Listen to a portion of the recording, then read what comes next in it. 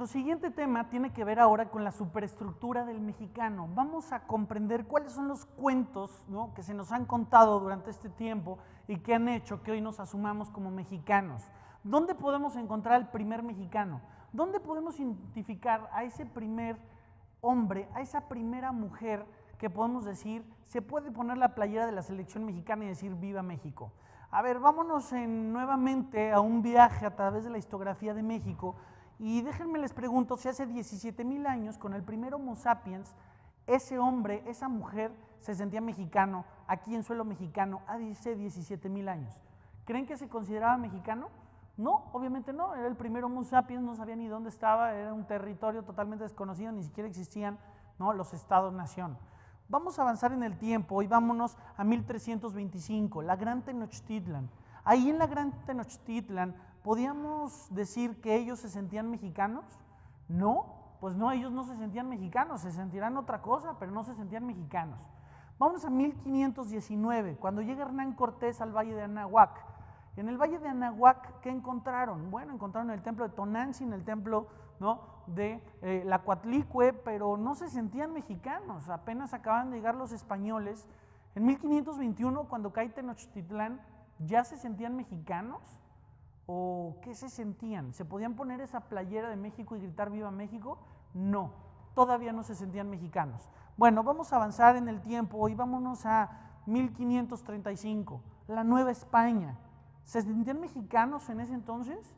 Tampoco tenían un orgullo mexicano, podría ser neoespañoles, pero no se sentían mexicanos, no podían gritar ¡Viva México! Aún.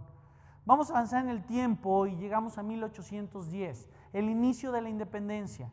Y en ese inicio de la independencia, ¿podemos hablar de que el padre Miguel Hidalgo se sentía mexicano? No, él decía que no sabía todavía qué estaba construyendo, que todo fue un frenesí.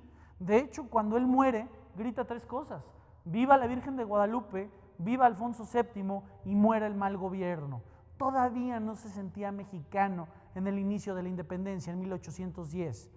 1820, en la consumación de la independencia, ¿ya nos podíamos sentir mexicanos?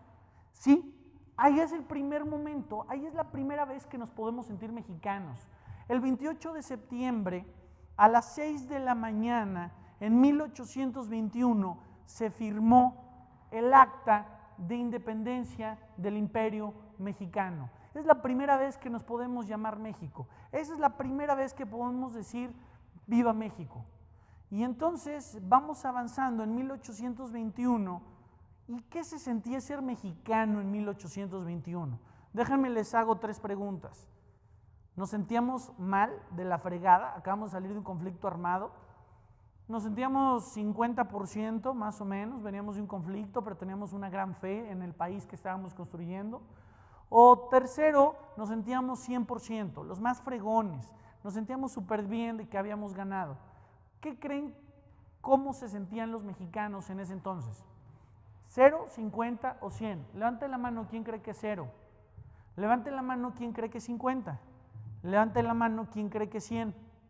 Bueno, pues déjenme les digo que las 3 respuestas son incorrectas. Nos sentíamos del 110%.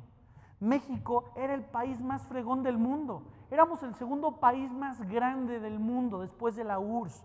Todas las potencias europeas habían apostado por México.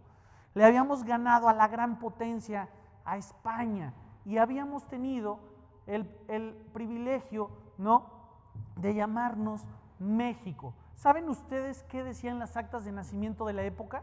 No hay honor más grande para un ser humano que haber nacido mexicano. No hay honor más grande para un ser humano que haber nacido mexicano.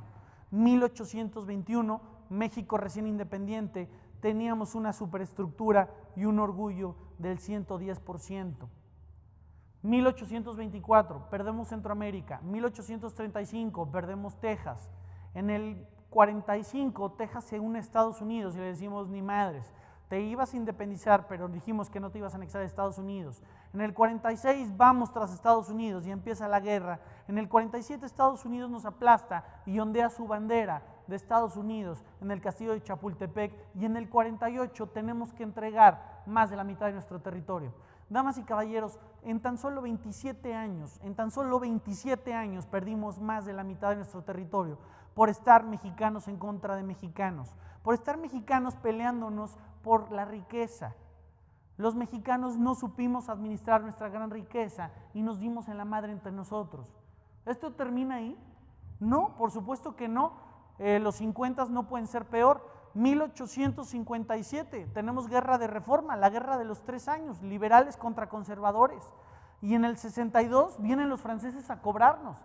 Los ingleses y los españoles nos perdonan, pero los franceses vienen a cobrarnos y hasta el 67, con el fusilamiento de Maximiliano, logramos, ¿no?, sacar ese imperio. Benito Juárez justamente es quien manda a fusilar a Maximiliano al lado de Miramón y de Mejía en el Cerro de las Campanas en Querétaro, y todos le rogaban a Juárez diciéndole: Juárez, no mates a Maximiliano, es un buen hombre, es un buen hombre. Y Juárez dijo: no mato al hombre, estoy matando la idea, estoy matando la superestructura, lo estoy matando, no estoy matando a Maximiliano, estoy matando la superestructura y la idea que él representa. De hecho, cuando muere Maximiliano, él sí grita: ¡Viva México! Maximiliano era un buen hombre que grita: ¡Viva México! Sin embargo, teníamos que subir nuestra superestructura, y entonces Juárez empieza a subir esa superestructura hasta 1972, que muere de una angina de pecho. Y entonces llega el porfiriato en 1974, y por varios años se queda Porfirio Díaz, empieza a subir nuestra superestructura nuevamente porque estaba en los suelos, hasta 1910, que llega Madero y empieza la Revolución Mexicana. Y entonces Madero dice: después de una buena comida y una siesta reparadora, hoy 10 de noviembre de 1810, vamos a empezar a las 6 de la tarde la Revolución Mexicana. Durante un año fue una revolución pacífica, realmente no sucedió mucho, hasta que en 1911 Díaz es exiliado a París y empieza la verdadera Revolución Mexicana. 1913 inicia la masacre mexicana, el 10% de nuestra población murió en la Revolución Mexicana. Matamos a 10% de los mexicanos, mexicanos madreándonos con mexicanos, mexicanos en contra de mexicanos, y esa es la historia que hemos contado durante todo este tiempo. Viene 1926 y viene la Guerra Cristera, la guerra de las instituciones, porque teníamos que dejar de ser caudillos y pasar a las instituciones. 1929 se funda el PNR y se empiezan a crear instituciones tanto políticas como sociales como económicas. 1934 llega Cárdenas y hace cambios trascendentales en nuestro país. La reforma agraria, la expropiación petrolera, y llegan algunos miles de españoles a nuestro país nuevamente como exiliados. En 1937 llega alguien que cambia la superestructura de México. Llega Trotsky, huyendo de Noruega, es recibido ahí en el puerto por Diego y por Frida. Lo reciben y él anuncia que él no va a entrometerse en la política mexicana. Pues no iba a entrometerse en la política mexicana, pero le presentó a Cárdenas justamente qué es la superestructura. Recuerden que la superestructura viene del marxismo, de los aparatos ideológicos, y Cárdenas le dice: oye, ve el desmadre que tenemos. Desde 1821 nos estamos dando en la madre, liberales contra conservadores, los del sur contra los del norte, unos contra otros, mexicanos contra mexicanos, ¿qué hacemos? Y entonces Trotsky le dice: mira, inventa un nuevo cuento, genera un nuevo cuento. Lázaro Cárdenas decía: ¿y me la van a creer? Claro, por supuesto, así funcionamos. Y le presentan la superestructura, se crea la Comisión del Libro de Texto Gratuito bajo otro nombre, y empiezan a hacer estas publicaciones con un nuevo cuento, con una nueva historia. La culpa la tienen los franceses, la culpa la tienen los estadounidenses, la culpa la tienen los españoles, nos saquearon, han estado en contra de nosotros, nos han querido invadir. Nosotros, del pueblo mexicano, es el buen pueblo. Y es así como se ha contado la historia de México, echándole la culpa a otros y no tomando la responsabilidad de que somos nosotros como mexicanos que hemos estado unos en contra de otros, matándonos durante más de 200 años, mexicanos en contra de mexicanos, peleándonos por ideologías, en donde se nos pone a pelear para matarnos entre nosotros. Y esa es la historia que se ha contado una y otra vez. Los estadounidenses, los españoles, los franceses tuvieron la culpa. Nosotros hay que arraigarnos a los aztecas. Ellos son nuestro pueblo. Arráigate a los aztecas. Y entonces surge esta nueva superestructura mexicana, en donde hoy a 28 millones de niños se les educa de esta manera. Damas y caballeros, es muy bueno defender a México, pero hay que defenderlo por las razones correctas. Hay que defender a México por los hombres y por las mujeres que se levantan todos los días a trabajar, por los jóvenes y los niños que se levantan a estudiar, que queremos un mejor país, que queremos hacer un mejor país realmente con números, con información, con contenido, con ideas. No defendamos a México por historias absurdas, no defendamos a México por tonterías.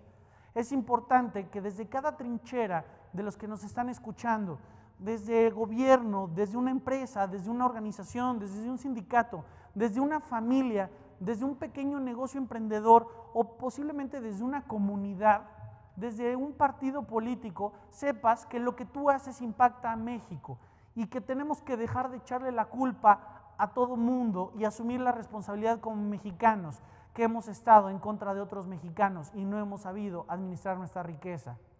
Por eso les pedimos que hagan lo que tengan que hacer para volver a subir la superestructura de los mexicanos y que podamos decir nuevamente, no hay honor más grande para un ser humano que haber nacido mexicano. No hay honor más grande para un ser humano que haber nacido mexicano, y ayúdenos desde sus trincheras nuevamente a impulsar la utopía de hacer México el país más chingón del mundo. Muchísimas gracias.